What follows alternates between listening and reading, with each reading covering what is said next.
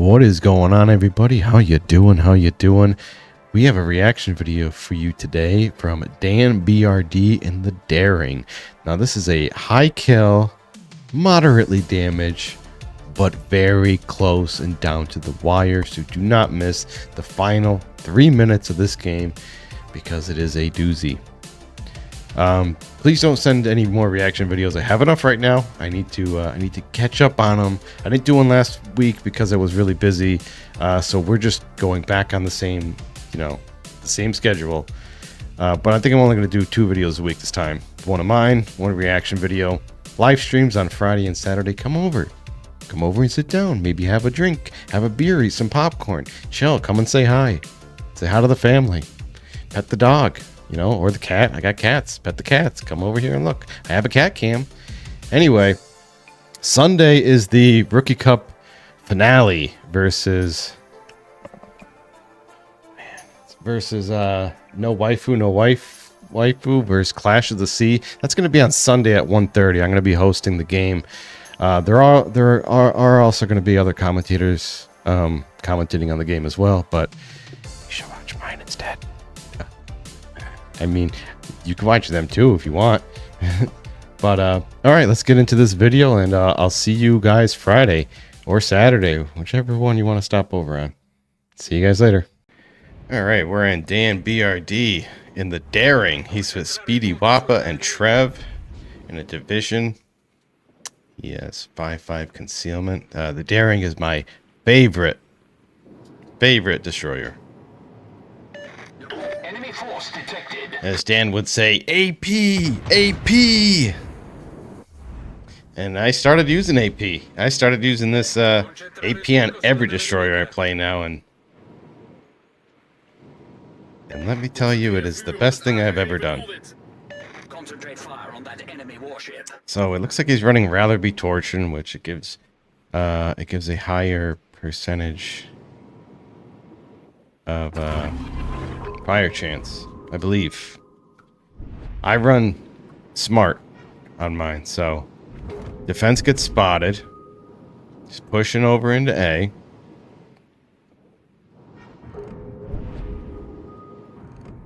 This is what I do. Pop my sonar like Dan did. You got a 3-minute sonar. To spot torps, you're not gonna get surprised by torps. Not with this not with that sonar running. Defense is gonna smoke up. Gooden gets spotted. He's got pretty low concealment. I don't know what Speedy is in, and I forget what Trev is in. I didn't look. But Gooden is now taking, looks like he took 20,000 health. He's spotted. Dan's spotted. He's gonna pop his smoke. Yep, there he goes. Smoke generator activated. So the DD is out concealing him. He's out spotting him. Main turret critically damaged. What is it? Gearing or Yugamo? I'm gonna bet it's the Yugamo.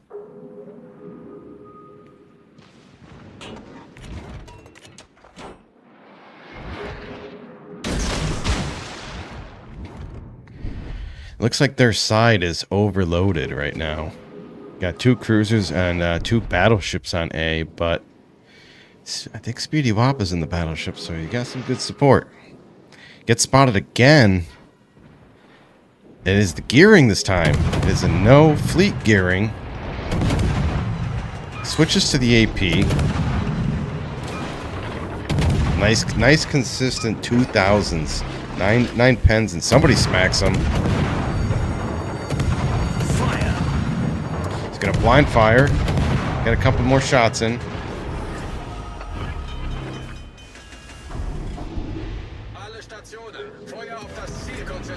Problem solved, sir.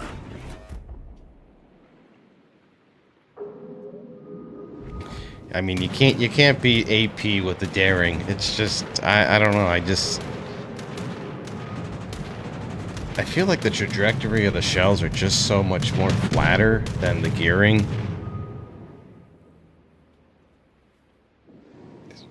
I'm always having trouble with these earbuds. Always popping out on my big dumb ears. So he still wants to go and F with this. Oh, Speed is in the Guden. Trev is in the battleship. Okay, Speedy's in the Guden. Trev is in the battleship. Torpedoes to port.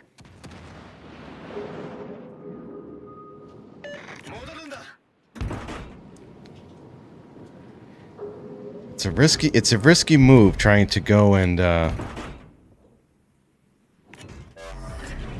because if this gearing pops out, he really only has Speedy and the Guden to help him out. But his main, all Dan is doing right now is he is spotting all these cruisers. He's going to be hitting the gearing smoke here in a second, which is probably like 2 minutes long, but it's probably a minute left on it, maybe 40 seconds.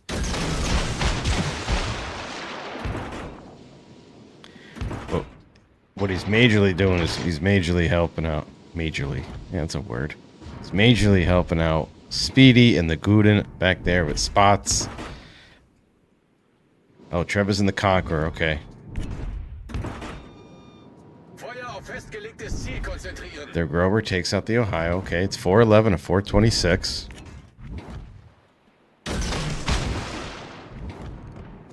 Might get 2 torps on that defense. Nope, 1. He's going to get 1. And a flood. Could it be a permanent flood? No. So, gearing went back into the cap. And we know the gearing's back in the cap because the other destroyer is spotted on C. So it's gotta be... Oh, there we go. Nice torps. Enemy cruiser sunk. He's letting his team know where the other DD is. Heading towards it. Now remember, that gearing has no... It's got no heals. And it's already low. Should be an easy win for Dan. As long as he doesn't get smacked by the support squad over here, the Yamato.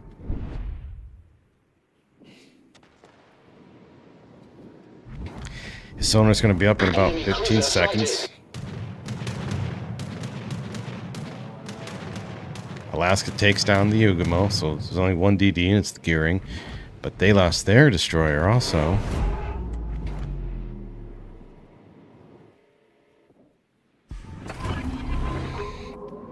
Pops the sonar, charges into A-cap.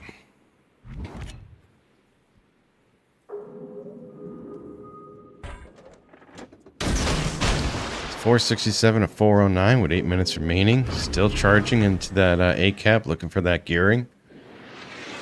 It's already got the AP loaded.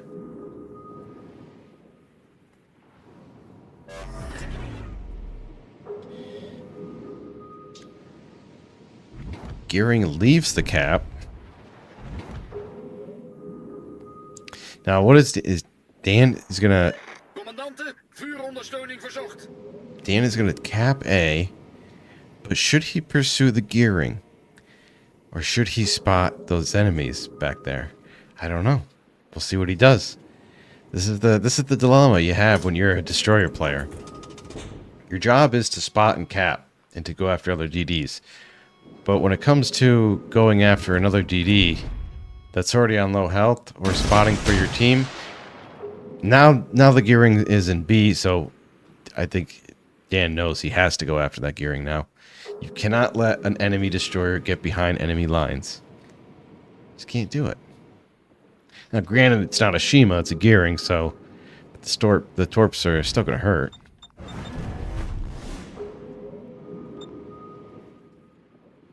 Dan does an excellent job making this decision, going for the gearing instead of going damage hunting. Or, I mean, everybody at A is, the enemies, the red team is just retreating anyway, so he doesn't really need to be there. So it looks like gearing just passed through B. Didn't even bother capping it.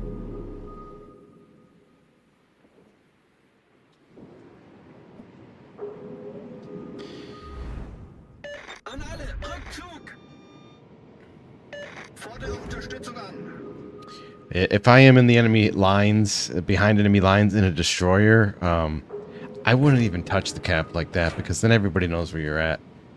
If that gearing just went around B and went straight up around Trev, the Conqueror, the only one who would have known he was there immediately was Dan. All right, here's a gunfight. Only got 5,000 health. Switches to the HE. Switches back to the AP. Nope, it's gonna stick with the HE. Should be enough to kill him. Main turret critically damaged. He's gonna pop his We smoke real quick. destroyed their destroyer. Trev popping the high caliber, but it's down to 4 versus 5. Smoke screen set.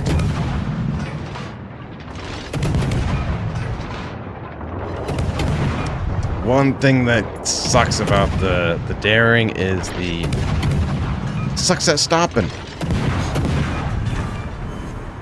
Enemy battleship sunk. Now it's 3 versus 4. Dan's got 3 kills. Yeah, Daring just it's got British propulsion, so you can't pick that. You can't pick propulsion, and it just takes a while to fucking stop. And the smokes aren't that long, so you could easily outrun them if you're going full speed and you want to pop a smoke real quick. Which that's why I've been playing the Vampire a lot lately, is because I love the Daring so much. But when you want to pop your smoke like that, the Vampire is great for, you know, having that rolling smoke. But the Vampire doesn't come with heals. Daring does come with heals. So, either or. Both DDs are good picks. Conqueror with 469 kills. Is he going to get 470? I don't know. Doesn't look like it. 1 torp, 2 torp, 3 torp, 4. We sank their battleship. Dan gets a dev strike. How about some more? See what I did there?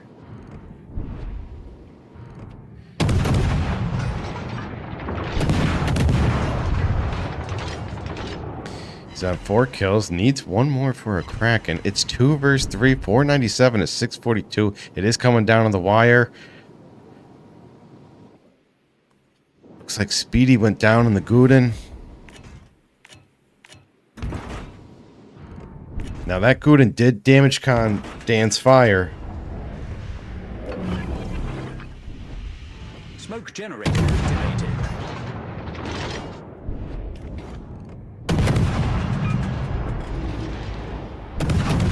He could afford to take that. He can afford to take that. Gets the fire. Critical engine damage. He's got a permanent fire. This Guden should be down. Low health Yamato now. Down goes the Guden, taking it to 564 to 632. Kraken unleashed. These fucking headphones, man. I tell myself I'm not wearing these, but I don't want to wear the other ones where I should wear the other ones. Fucking third world problems over here. What headphones should I use? 588 to 656. Both ships are super low. Dan could... Oh, but Trev is super low. Just looked at his health. Dan could easily gun down this Yamato with only, what, 10,000 health he's got? Oh, yeah. It's all coming together. It's all on you. So Trev goes down from the Yamato, but Dan says, "That's my friend." Oops, touch the mouse. Don't look at the title up there. Don't look at the title. Come on, get off this stupid thing. Now I'm really ruining this video. Jeez. Okay, there we go. Stupid computer. Anyway, Dan says, "That's my friend, and I want some payback." Main gets spotted. There he is. Open fires on the Yamato. Let's just hope that main is not running. Smoke generator activated. HE. Okay, he survives. 8,700 health left. Gets the fire. Gets the kill on Yamato. Enemy battleship sunk. Smoke screen set. And since main shot, he's going to be spotted for pretty much the duration of the smoke. There's one fire, damage cons it. Let's see if he's gonna, if main blind fires.